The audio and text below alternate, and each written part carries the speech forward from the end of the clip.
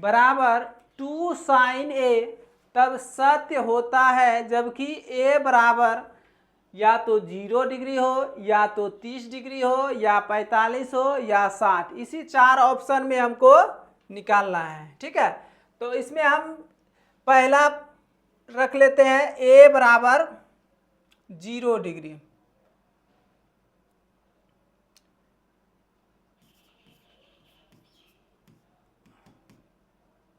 Question दिया है sign 2a बराबर 2 साइन ए। ठीक है, तो इसमें हम a बराबर 0 डिग्री रखते हैं। ए का क्वेश्चन ए में जो ऑप्शन में दिया है उसका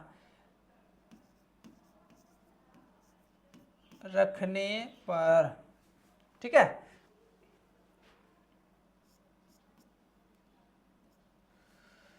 तो साइन 2 गुना 0 डिग्री बराबर 2 साइन 0 डिग्री। ठीक है, तो साइन क्या हो जाएगा, साइन 2 गुना 0 करेंगे तो क्या हो जाएगा, 0 डिग्री हो जाएगा। 2 साइन 0 डिग्री। चूंकि साइन 0 डिग्री का मान क्या होता है, साइन 0 डिग्री बराबर लिखाए थे 0 होता है। क्या होता है, 0। तो साइन 0 का मान क्या हो जाएगा, 0। यहाँ पर 2 गुना साइन 0 डिग्री का मान 0। अब 0 बराबर 2 गुना 0 तो 0। LHS बराबर RHS, मतलब लेफ्ट हैंड साइड बराबर राइट हैंड साइड। दोनों साइड क्या हो गया, मेरा बराबर हो गया। इसका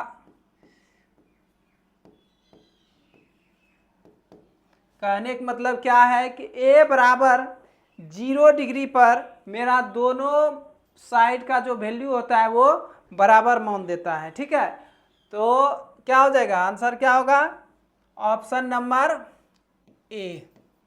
ऑप्शन नंबर ए सही होगा। चलिए नोट कीजिए।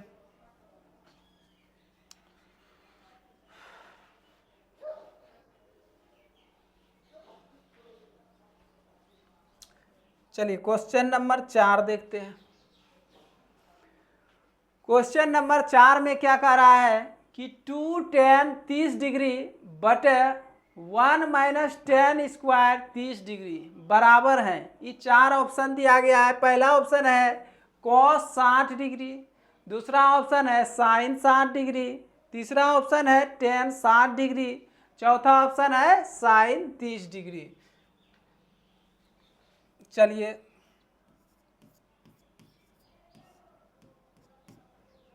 क्वेश्चन दिया है 2 tan 30 डिग्री बटे 1 माइनस टेन स्क्वायर 30 डिग्री। ठीक है, चूंकि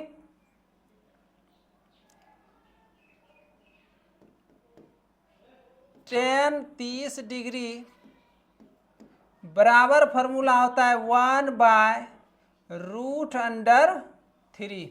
क्या होता है, टेन 30 का वैल्यू क्या होता है, 1/√3। चलिए अब मान रखते हैं, तो 2 tan 30 का मान क्या हो जाएगा, 1/√3 बटे 1 माइनस टेन 30 का मान 1/√3 पर होल स्क्वायर। यहाँ टेन स्क्वायर 30 डिग्री है तो इस पर हमको होल स्क्वायर देना पड़ेगा।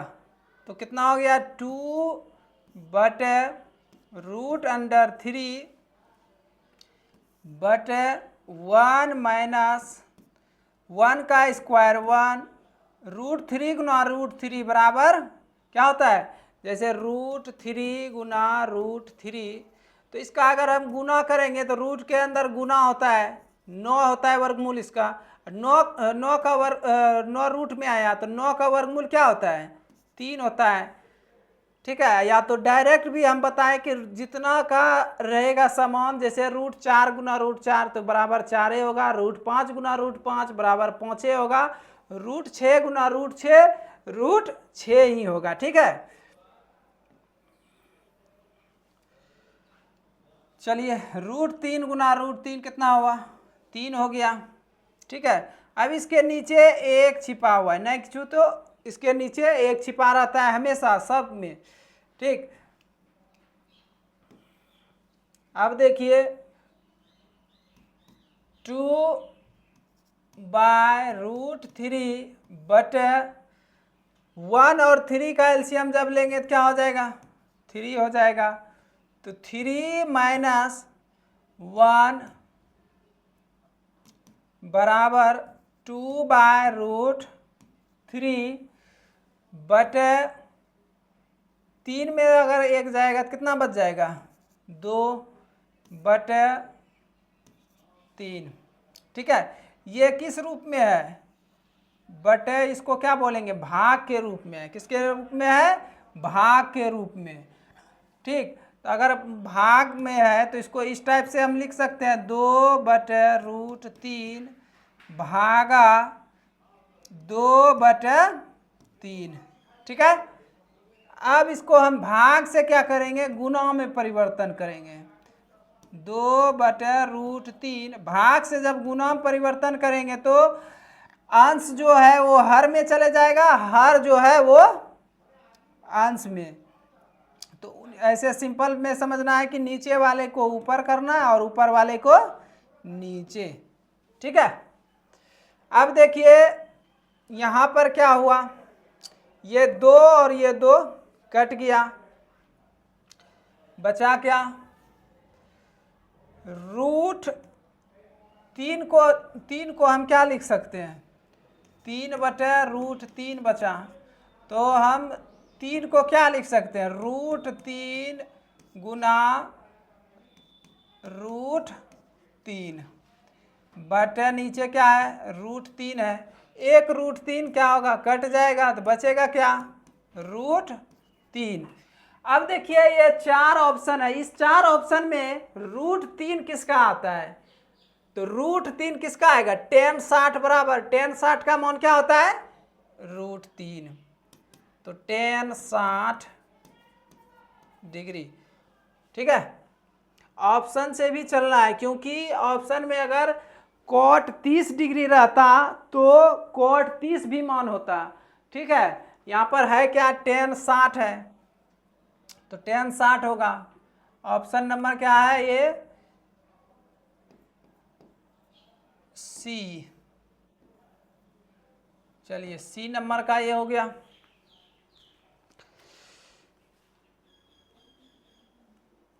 चलिए आज का क्लास यहीं पर समाप्त करते हैं, फिर अगले क्लास में क्वेश्चन नंबर 3 और क्वेश्चन नंबर 4 का जो होगा सत्य और सत्य, उसको भी डील किया जाएगा और क्वेश्चन नंबर 3 को भी डील किया जाएगा।